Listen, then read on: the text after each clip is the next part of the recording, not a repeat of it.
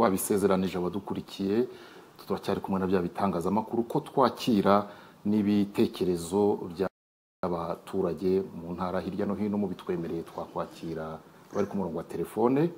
Tuributsa bari ku murongo wa telefone ko nukubwira Perezida wa Repubulika muri ivuganira ntabwo munyuraho arahari, turi mu kiganiro mbona nkubone, uravuga amazina yawe, akarere utuyemo, ugarukire ku murenge, hanyuma ugiye ku gitekerezo cyangwa se icyifuzo ufuza kugeza kuri Perezida wa Repubulika. Bibaye byiza kandi wafunga wagabanya amajwi rwose ya radiyo ikwegereye na televiziyo bikwegereye kugira ngo hatazamo za nyiramubande. Murakoze cyane, nzi ko mwumva kandi mukumvira. Twakwakira rero uri ku murongo wa telefone. Allo? Allo? Yego turakumva. Mwiriwe. Yego mwiriwe namwe, jya ku mazina.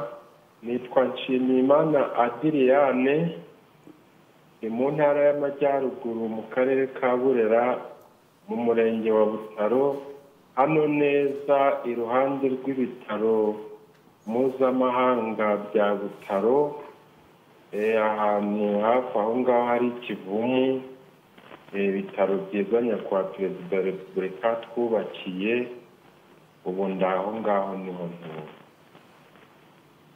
Yego turakumva, jya ku gitekerezo. Twumvise ko uturiye n'Ikivumu ariko jya ku gitekerezo. Igitekerezo nyakubahwa Perezida wa Repubulika, ndabanza kubashimira cyane ko mwatangije urugamba rwo kubohora igihugu, none igihugu kikaba kigeza heza, kandi mugahagarika jenoside yakorewe Abatutsi 94.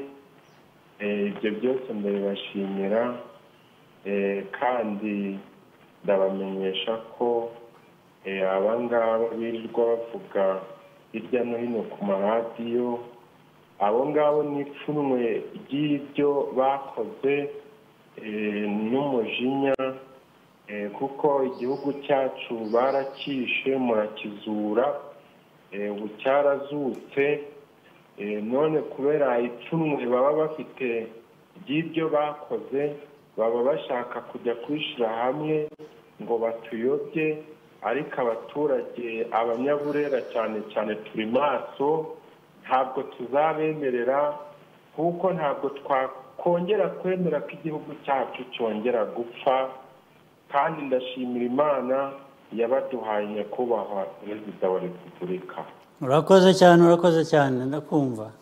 Kandi nyakubahwa Perezida wa Repubulika, abanyaburera hano Butaro mu mirenge 17 igize Burera, turagushimira cyane kuko wadukuye muri nyakatsi y'amazu n'iyo ku buriri, ku buryo cya gishanga cyitwa Kamiranzovu na Rwarugezi twahiragamo ibikangaga byo kuryamaho, ubu dusigaye turyama kuri matora, kuko cya gishanga cya Kamiranzovu waragitunganyije neza, ari nabyo bitera ipfunwe n'ishari abo bicanyi. Urangije kugitunganya, ubu gisigaye kera gukuba inshuro 10. None Rwarugezi rwa Kamiranzovu wararutunganyije, ubu ruri gutanga amadovize n'amashanyarazi. Nyakubahwa Perezida, i Burera turagushima cyane kuko watwubakiye kaminuza mpuzamahanga, mu gihe mbere ku ngoma y'igitugu ibyiza byose wasangaga biri kwibanda ahantu hamwe, n'ibindi bizaza ya ruguru.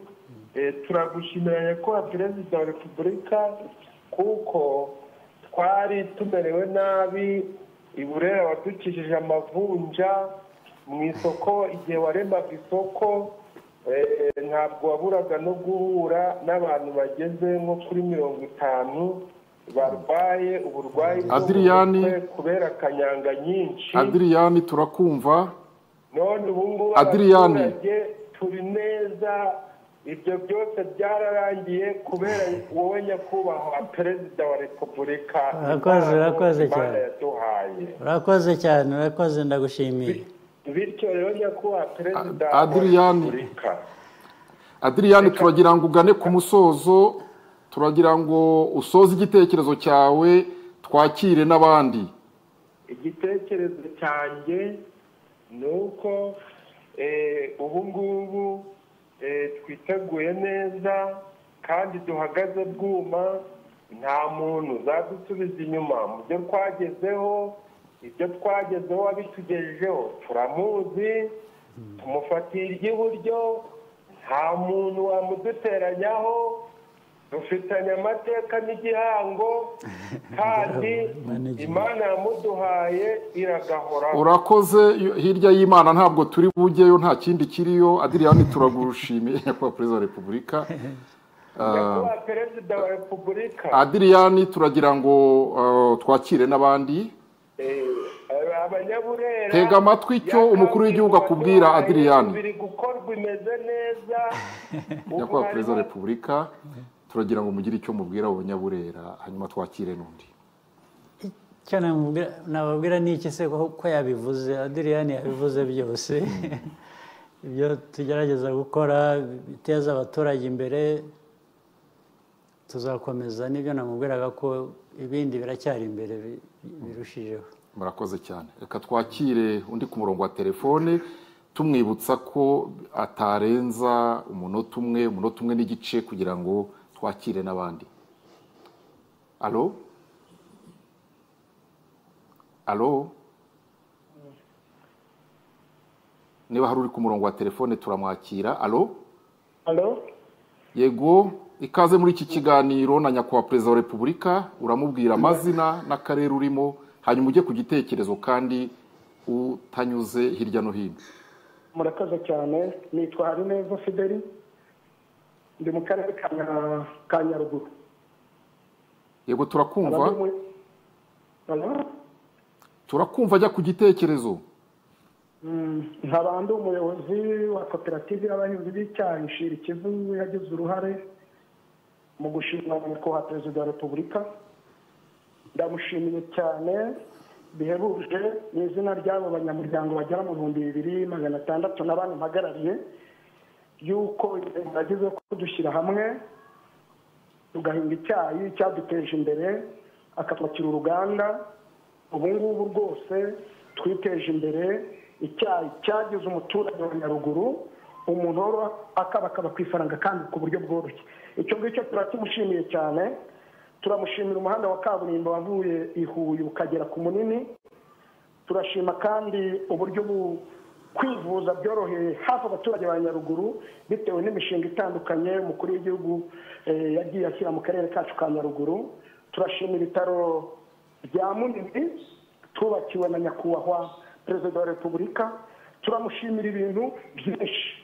Nyakubahwa Barore, akarere ka Nyaruguru igice mpereremo ni icyanishinje, ni akarere kishwe n'inzara, abaturage bacuhukira Burundi, abandi bahiga inyamaswa ziri muri parike ya Nyungwe. Ariko ibyo byose Nyakubahwa Perezida wa Repubulika byabaye amateka, aho kugira ngo ahubwo abaturage basuhukire Burundi, abarundi basuhukire iwacu, aho kugira ngo tujye guca inshuro Burundi, ahubwo abarundi tubacisha inshuro. Turabibashimiye Nyakubahwa Perezida wa Repubulika. Turabashimira gahunda nyinshi mutekerereza abanyarwanda kandi zikatugeraho. Murakoze. Ubwisungane mu kwivuza, imihanda, amashanyarazi. Ubu rwose Nyakubahwa Fideli, gana ku musozo w'igitekerezo cyawe. Fideli, urakoze nawe, twakumvise. Wakoze. Kuri Nyungwe, ariko n'ubu umwaka watangirijwe mureba uburyo amatara y'urwererane, amazi, gahunda nyinshi. Fideli arakoze cyane. Fideli, twakwakira undi. Fideli arashima icyayi, nyuma y'icyayi Nyakubahwa Perezida wa Repubulika anavuga ko ntibasuhuka basuhukirwaho. Yego, twakwakira undi ku murongo wa telefone. Murakoze. Niba hari undi ku murongo wa telefone twamwakira. Nyakubahwa Perezida wa Repubulika, iyo mwumva ko abanyarwanda basuhukirwaho batagisuhuka, kuri mwe bivuze iki? Icyo bivuze ni uko bakora ibyo bagomba gukora, bikorera bitewe n'aho bavuye, kandi uzi ko nyine barasuhukaga. Ukuvuga ngo basuhukirwaho ntibagisuhuka bivuze ko bafite ibyo bakeneye ndetse bagasagurira n'amasoko nk'ibyo nahoze mvuga kare. Ni ibintu byiza ahubwo no gukora ibindi birenze tukihuta. Ndagira ngo niba nta wundi uri ku murongo wa telefone twaza kuzakira mu kandi kanya gakurikiyeho twakomeza n'ikindi kibazo.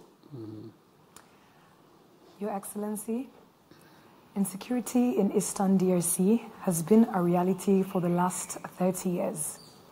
With billions spent, countless countries and peace processes established, but there seems to be no solution. Mr. President, does this go beyond scapegoating Rwanda? Are you actually the target? Well, let me put it again in context and where we need to start from. What is the cause of the crisis in Eastern Congo? Definitely, it can't be Rwanda, it can't be Paul Kagame.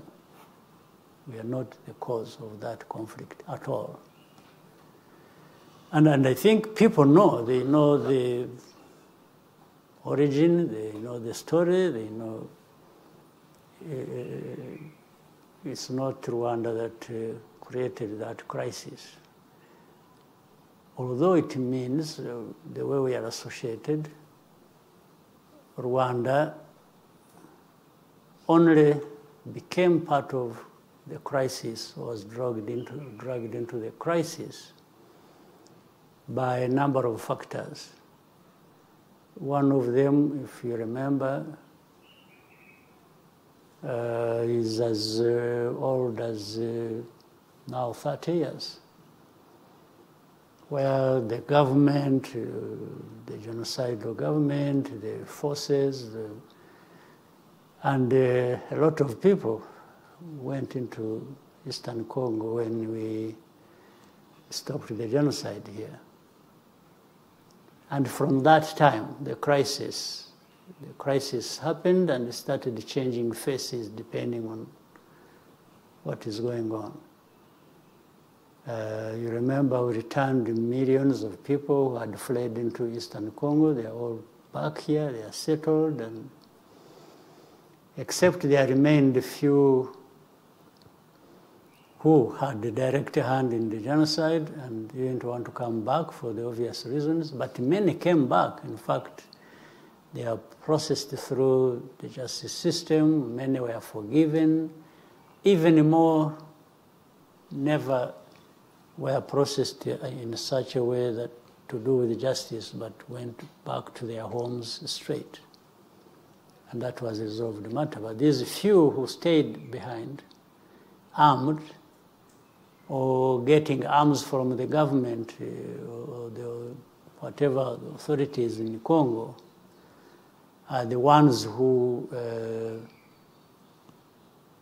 combined with the local problems in Eastern Congo, and fed off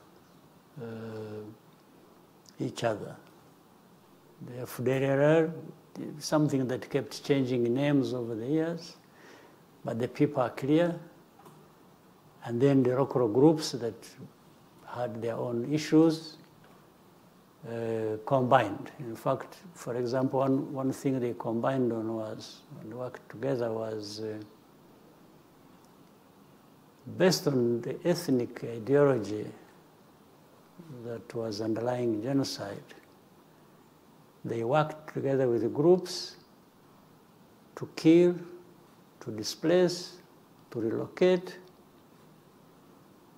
the Congolese Tutsis, because they are there in Eastern Congo, as they may be in South Eastern Congo North or Eastern Congo South. So that's what led to and became part of the problem in 2012 when this group was born, the M23, and that is still has a link with what is happening today in Eastern Congo. when you see the hate speech, when you see the public execution and displacement of people and others being turned into refugees, you are aware we have over 100,000 now of refugees from Eastern Congo, whose only crime was being Tutsis, but at the same time Congolese. But the Tutsi side is what caused them problems. How these people went to Congo, or happened to be in Congo as the citizens of Congo, is not an issue anybody can ask me to answer for, or hold Rwanda responsible for. The history is completely different. Some of the things, of course, if not most of them, happened even before some of us were here.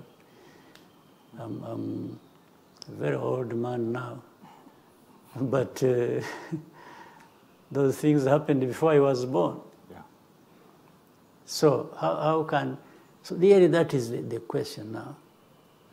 And the issue of the UN peacekeepers or other efforts that were carried out to allegedly address the problems in Eastern Congo,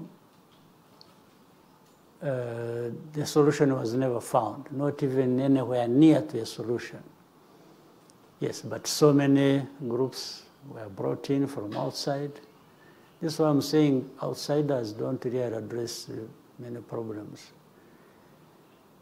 They've spent many years, decades, so to speak.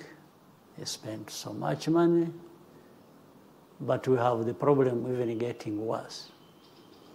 So you don't also want to think that it is the problems of the outsiders. The bigger part is there has never been a government in Kinshasa, the capital of DRC,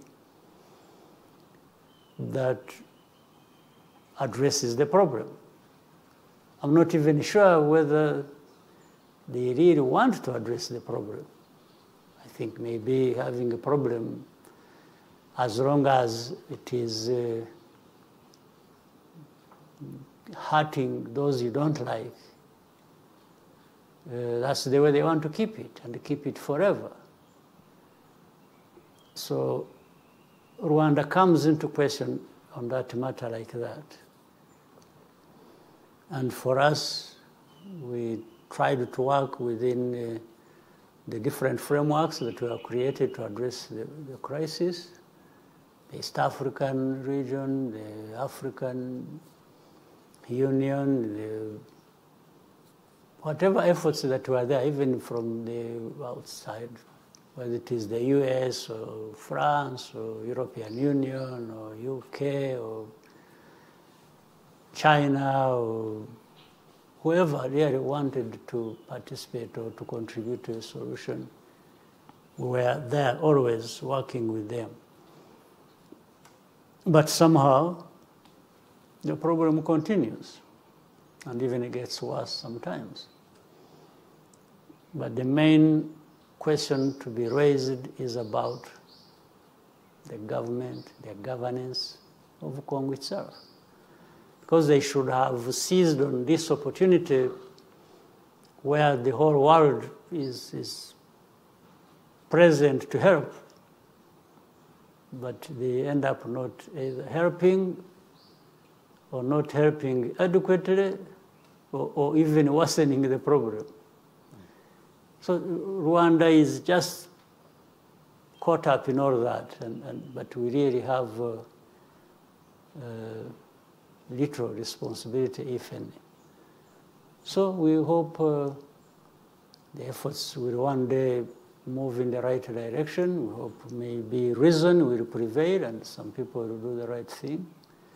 But Rwanda is there always to participate and support the efforts to find a peaceful resolution of the problem. Yes, Your Excellency, you've mentioned that the problem has been there even before you were born. What can you tell those who choose to ignore the root causes and continue to highlight you as the problem? Well, I don't mind highlighting me as a problem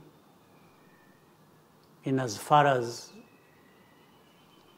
making an effort to find a solution that they don't want because of their own problems. Again, scapegoating does not provide a solution. And what they do in creating Rwanda or me as a scapegoat, I think is not a very smart idea, because everybody else in the world sees that you are actually avoiding dealing with the problem the way it should be dealt with and just creating a scapegoat.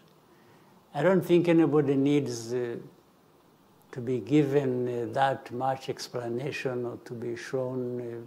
There is nothing that is complicated about seeing how those who create scapegoats are doing it for their own reasons, their own benefit, their own politics.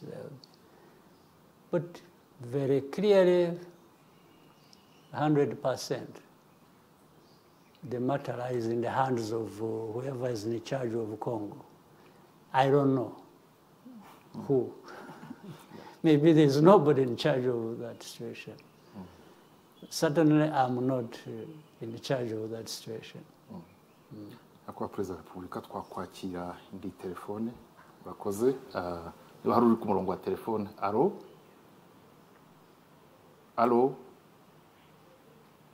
alo yego mwiriwe mwiriwe neza yego uratubwira amazina yawe n'akarere urimo hanyuma utange igitekerezo cyawe kuri nyakubahwa Perezida wa Repubulika.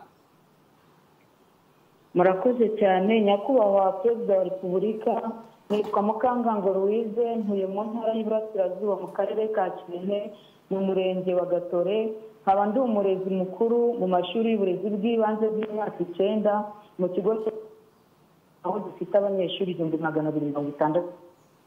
Nyakubahwa Perezida wa Repubulika, turagira ngo tubashimire nk'abarezi uko mwatwongereye umushahara bigatuma imibereho ya mwarimu ihinduka.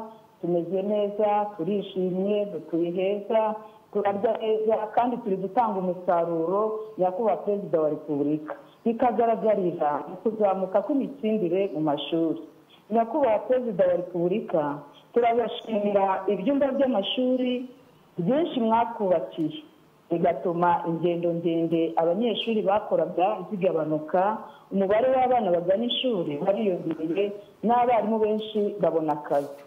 Nyakubahwa Perezida wa Repubulika, turabashimira ko mwahaye abanyeshuri ifunguro bafatira ku ishuri. Ubu nta mwana usinzirizwa n'inzara mu gihe umwarimu ari kwigisha.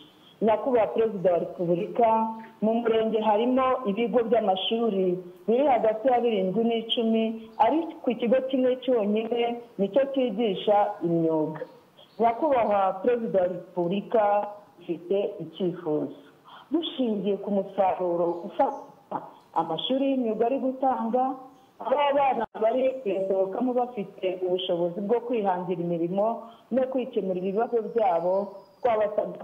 Twabasabaga ko amashuri y'imyuga yiyongera akava ku ishuri rimwe muri buri murenge, nibura akagera ku mashuri 2 muri buri murenge.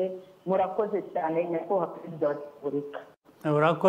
Urakoze kandi ndagira ngo nkusezeranye ko ibyakozwe mbere byo gushyira amashuri y'umwuga muri buri murenge bizakomeza. Turashaka ko yagera ahantu hose, kababa hafi. Ubu ngira ngo turi kuri icyo cyifuzo tusa n'abageze tugeze ngira nk'uko bavuze muri buri murenge tugeze nko kuri 90% ubwo ariko ntabwo dushaka kugira ngo n'iryo 10 risigare rwose tuzabyihutisha ndabigusezeranije kandi wakoze kuzana icyo kibazo icyo gitekerezo. murakoze cyane. murakoze nyakubahwa perezida wa repubulika. Kimwe mu byafashije u Rwanda gukemura ibibazo byarwo muri iyi myaka 30 ni ukwishakamo ibisubizo hashingiwe ku muco wacu homegrown solutions.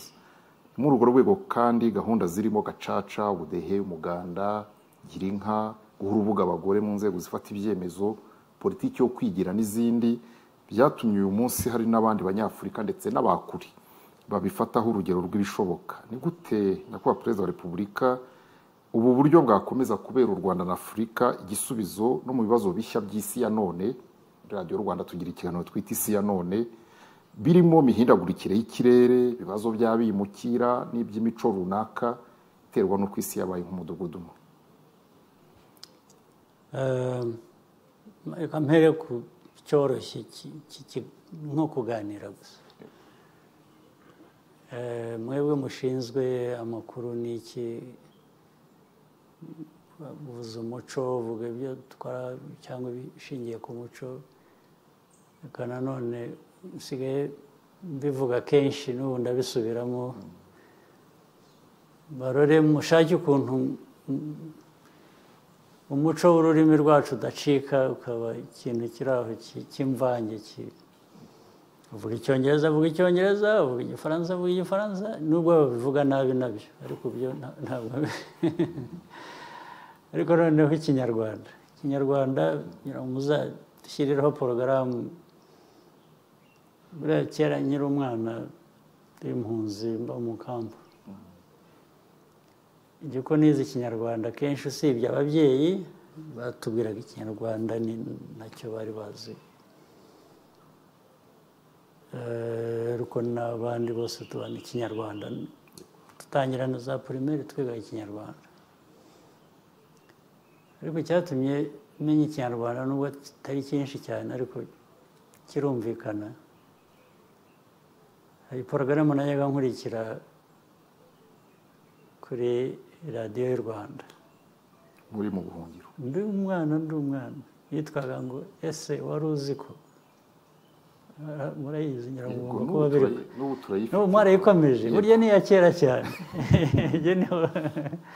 ese wari uzi ko, ariko ntibigishaga n'ikinyarwanda gusa nk'ururimi, bigishaga n'ibikorwa.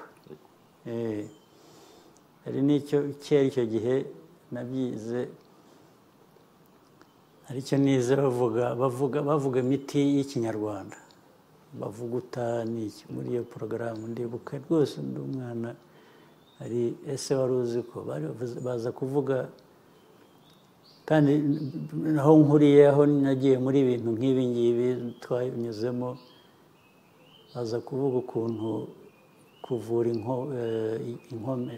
igikomere iyo wakomeretse, ushobora gufata inyabarasanya, urazizi, sinzi niba uyu mukobwa we ntabwo abizi, gufata inyabarasanya ukayihonda, ukagira ute amababi yayo ukayashyira aho wakomeretse, ntabwo rwose narabikoze, narakomeretse muri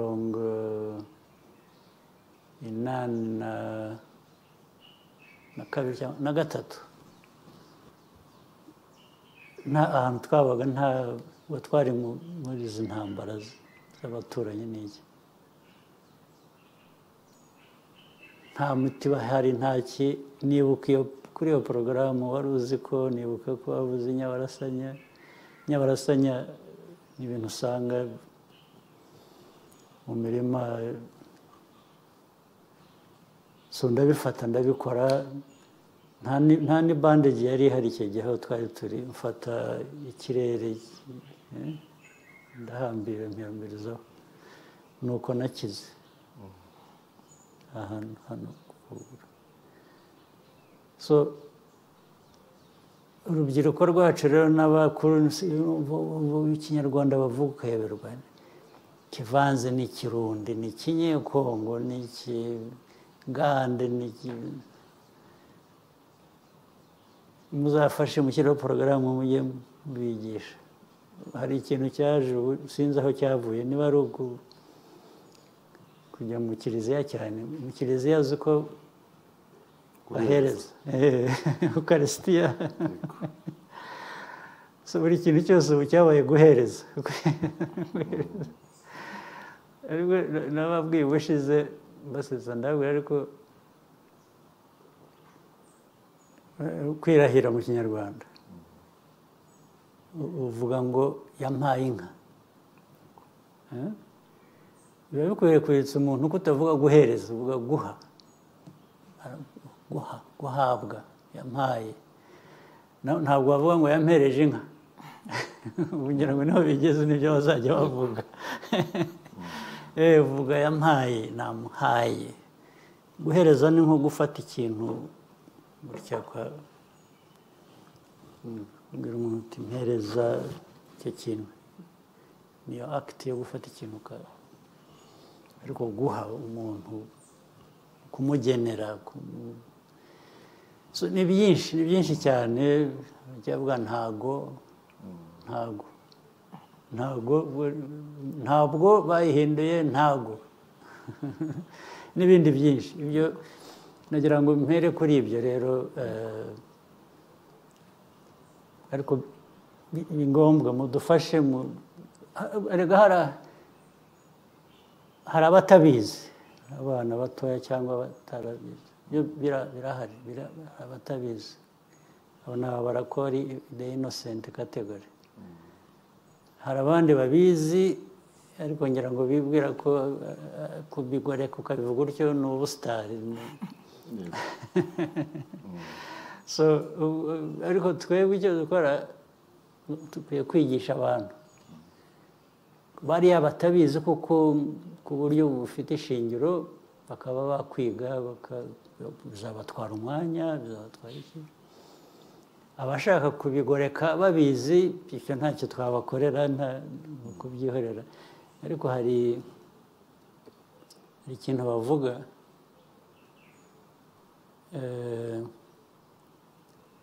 umuntu yazi ubwenge ni byiza ushobora kubugoreka reka mbivuge mu cyongereza an intelligent, a clever person can act like a fool whenever they want, whenever it suits them. But a fool, to act like an intelligent or clever person, biragoye.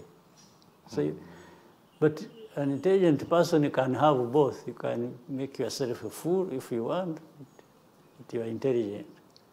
Nibyo by'urwo rurimi tuzarubahe bamenye ururimi rw'ikinyarwanda ariko ari abantu bafite icyo bashaka kurugorekaho cyangwa iki ibyo ntuzababuza bazabikora ntabwo ari kimwe rero no kutarumenya kuko iyo utaruzi ntufite uburyo bwo kurugoreka ubishaka kundi naho rero imico yacu ibimaze gukorwa ibyo tumaze kugeraho ndagaruka ku kwibohora buriya kwibohora byabaye umuco byabaye ni ideological ni ibintu bijyanye na politike intekerezo ya politike byabaye rero ndetse iyo tubona tuva ku busa tukaba dufite aho tugeze ntituragera kure cyane aho twifuza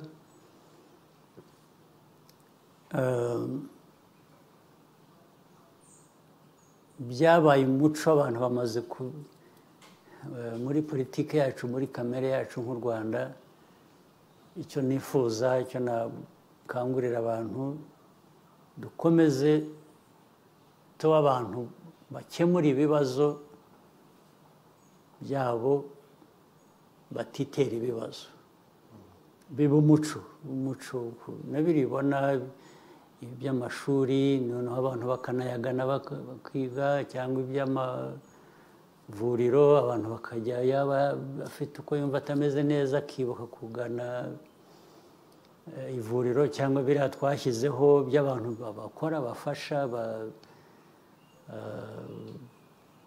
bakora ibikorwa by'ubuzima bagana abantu bakababunganira biriya ni umuco umaze kutujyamo wa politiki w'imikorere wo guteza imbere ndetse twakomeza tukarushaho tugahera ku byo tumaze kugeraho dufite mu bikorwa remezo mu mashuri mu by'ubuzima mu by'ubuhinzi n'ubworozi kugira ngo twihaze kandi tworore duhinge bya kijyambere duhahire amasoko kugana amasoko no gushaka kugira ngo tugire ibidutunga bitubutse kuri buri wese ntabwo ari ibyo bikorwa gusa iyo nyuma yabyo hatari umuco n'ibi by'isuku isuku tugira haba mu mujyi haba mu mago haba mu byaro haba he ni umuco ufasha iterambere ry'igihugu ibyo rero birafasha kandi bifasha gukemura ibibazo ubundi abantu ibibazo abenshi barekera leta ngo izaza ibikemure kandi bakwiye kuba babikemura no hagati y'abo bantu bakishyira hamwe gusa bagakemura ikibazo birafasha bifasha igihugu bifasha abagituye ni umuco mwiza dukwiye gukomeza gukoresha gukemura ibibazo naho ibi bindi by'amatora tugiye kujyamo byo dusaba ngo badushyigikire dukomeze tubayobore nta kindi kiba kiri mu bitekerezo ni ukubayobora muri ibyo bikorwa birushijeho bikaba byinshi bigatera imbere murakoze nyakubahwa perezida wa repubulika mwari mutanze inshingano ko itangazamakuru rikwiriye gufata iya mbere mu kwigisha neza ikinyarwanda n'izindi ndimi birumvikana zikavugwa neza birumvikana mubivuze kenshi ubu abanyamakuru ibigo by'itangazamakuru bigiye gukomanga ku nteko y'umuco bagiye kujya muri mineduc ariko baravuga batese turabikorera murashyiramo amafaranga your excellency icya mbere ntaranashyiramo n'amafaranga biba byakundaga umuntu yabishyiramo amafaranga ariko nka porogaramu yo ku maradiyo cyangwa iki abantu bashobora gushyiramo amafaranga kugira ngo izo porogaramu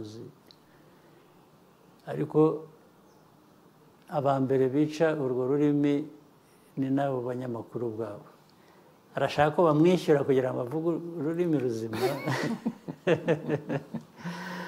ibyo kuri porogaramu tuzishyura abantu bakwishyura kugira ngo porogaramu usohoreho kandi ubwo bituma nyine ababa bafite amaradiyo na za televiziyo bashobora kubona amafaranga ariko ntabwo nakwishyura umuntu ngo yo kugoreka ururimi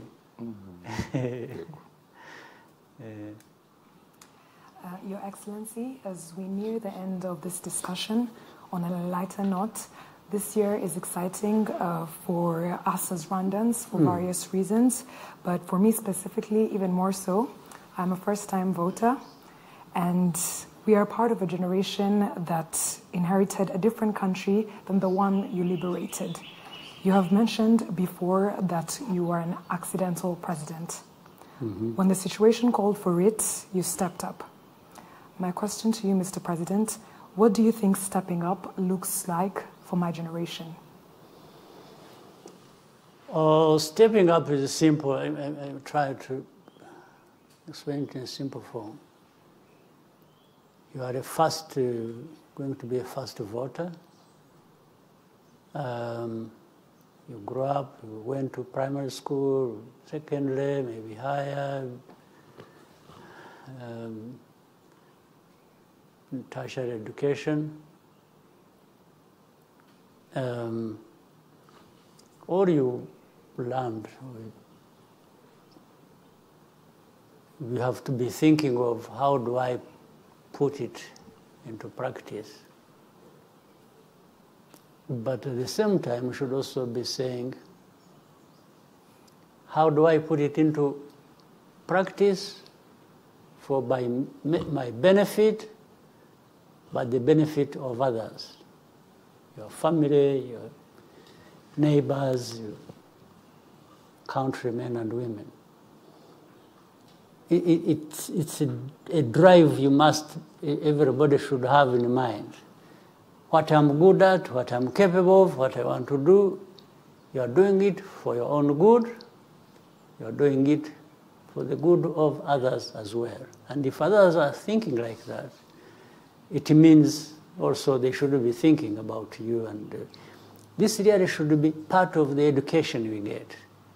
I'm studying this or that, and I've become this, but to what end?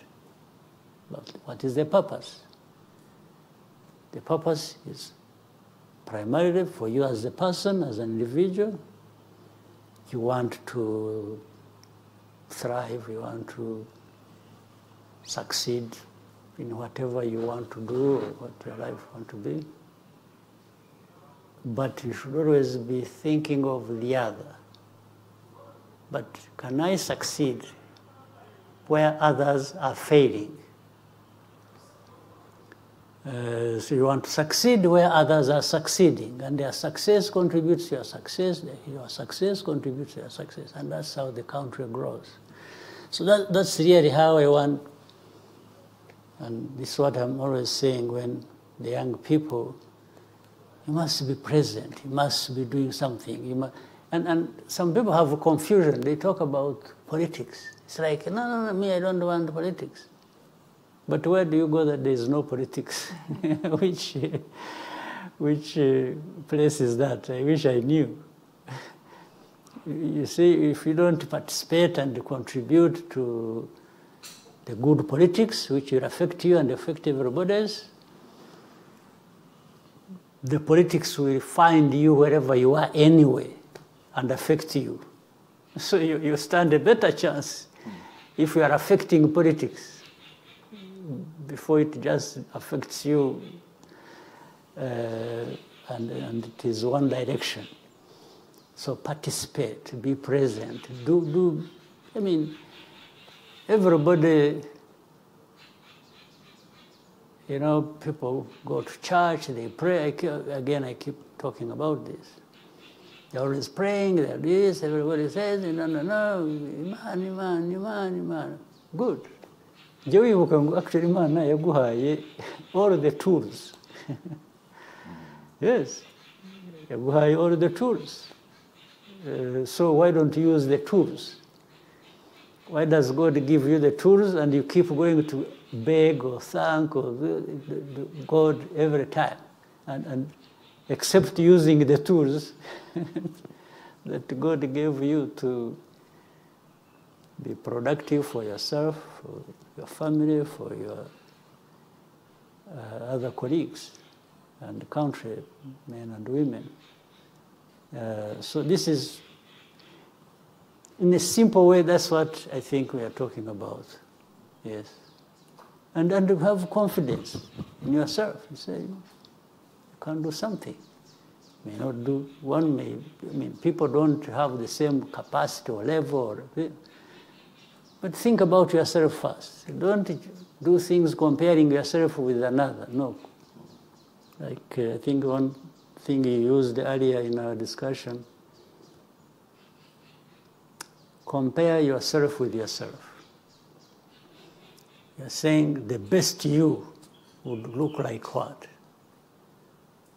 And then the way you are. So you're trying to walk this journey to who you are, to the best yourself. Right? That's the young people of this country of ours need to think like that, to grasp it. It will give you what you want.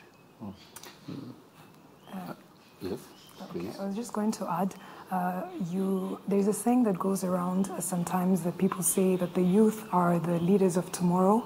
However, you have continued to encourage us and let the youth know that the change needs to start now and today. Do you think the youth have taken up that call? Yes and no. Yes, because I think there are those who are really making the effort. Not only now, but the other day, when we talk about liberation, the people who really liberated this country were as young as you are now, or even slightly younger. So they answered the call. They showed up when it was needed.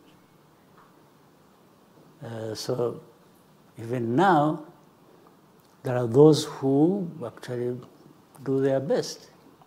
You can see it. But I wanted to say here, I was saying no because some people think it is automatic. That if you are young, then everything is okay. No. It's not automatic. You have to be young and have that drive to use your youth, your youthfulness, your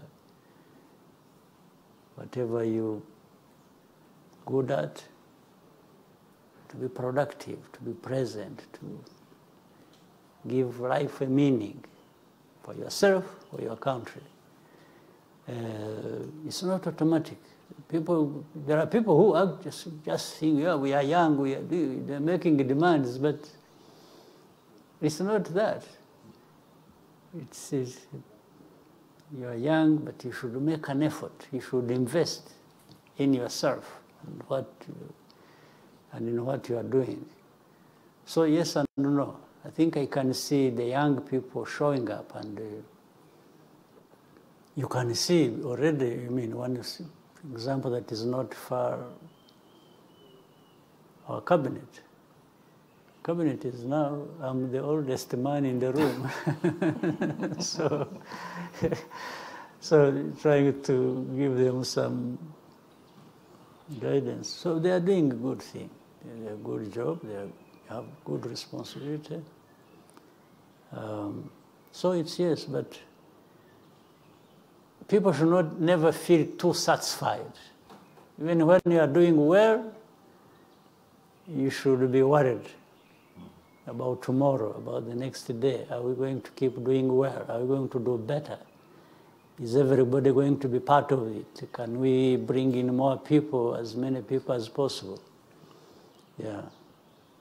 Nyakubahwa Perezida wa Repubulika, nk'umubyeyi kandi wuzukuruje mu byo muteganyiriza iki gihugu, abe na agwize n'abandi bana b'abanyarwanda b'urungano rwabo bafitemo ibingana iki ku buryo uzabatega amatwi ejo bundi aha mu gihe cyo kwiyamamaza afite abana bato azumva ko mubafite ku mutima. Ese mwumva mwifuza kuzabaraga igihugu kimeze gute?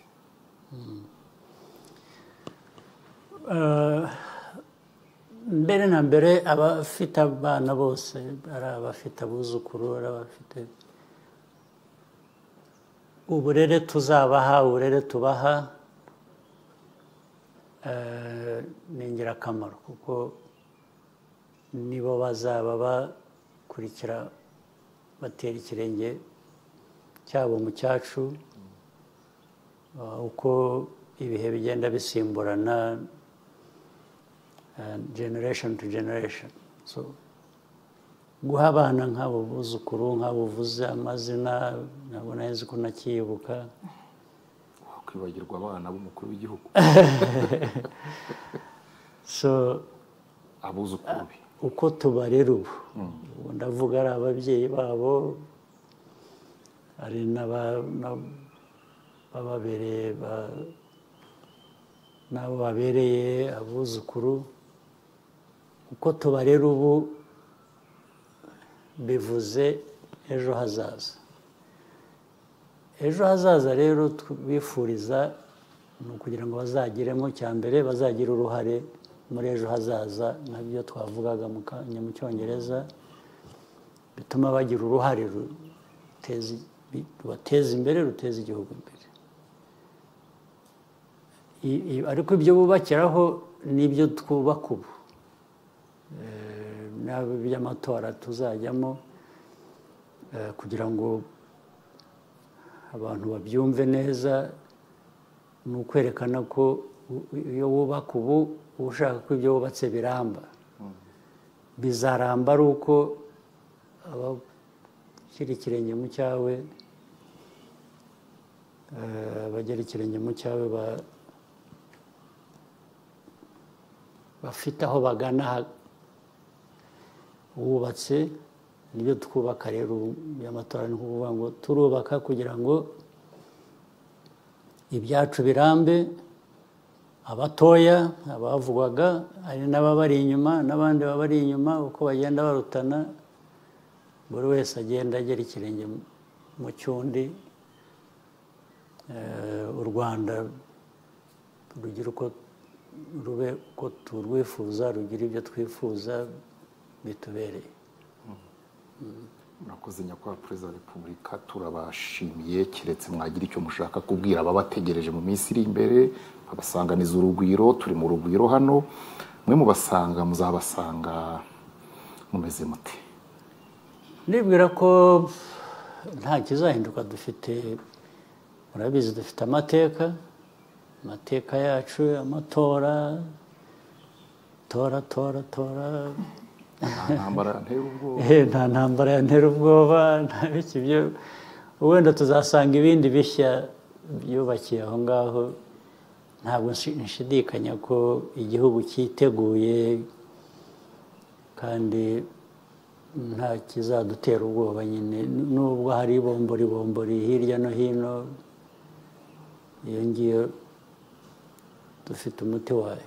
Murakoze nyakubahwa Perezida wa Repubulika, turabashimiye cyane umwanya wanyu muhaye abanyarwanda. Dushimira namwe mwese abari badukurikiye n'abahamagaye mugatanga ibitekerezo byanyu. Dushimira Media Fraternity, itangazamakuru muri rusange twabanye muri iki kiganiro.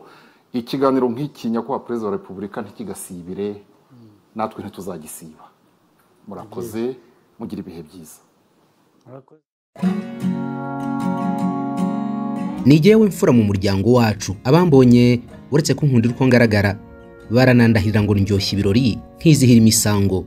Banzi ku izina rya United Gene, barumuna banjye ni batatu: American Gene, Ingwe na Bombastic.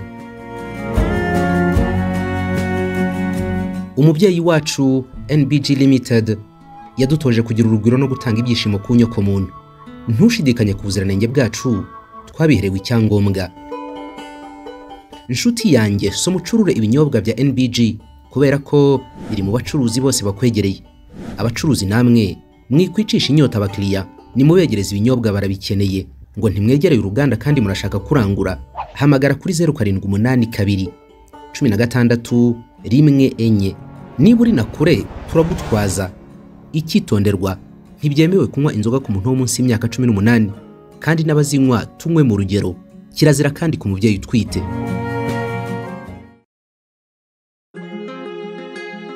Mbega Kigali y'imihanda, mbega Kigali y'ibyapa, mbega Kigali y'ibinyabiziga, mbega Kigali yihuta, mbega u Rwanda, mbega iterambere.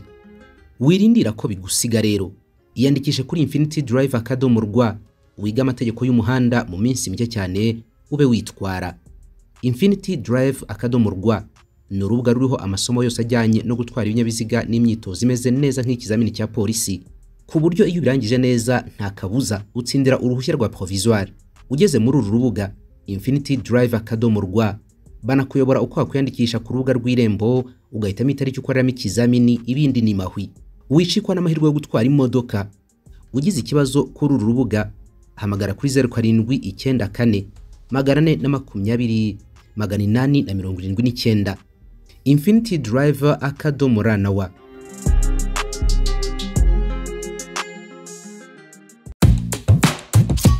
Umviye imibare: miliyari 3 na miliyoni 300 y'abaturage b'isi, bakabakaba 70% by'ikiremwa muntu kicaye ku mubumbe.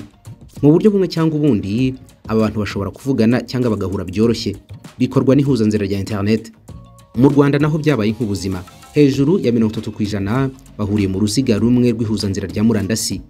Ikigo cyagenzuye ibingibi neza ni Infinity Tech Solution. Ikimara kubona ibingibi, Infinity Tech Solution yaguhuje n'isi yagutse mu buryo bw'ikoranabuhanga. Ibijyanye na murandasi, ihuzanzira ntibyerekeranye naryo, ikoranabuhanga rya mudasobwa, ubusesenguzi bw'amakuru n'ububiko bwayo, systeme z'ikoranabuhanga n'ibindi byinshi cyane ni muri Infinity Tech Solution wabariza n'abanyamwuga.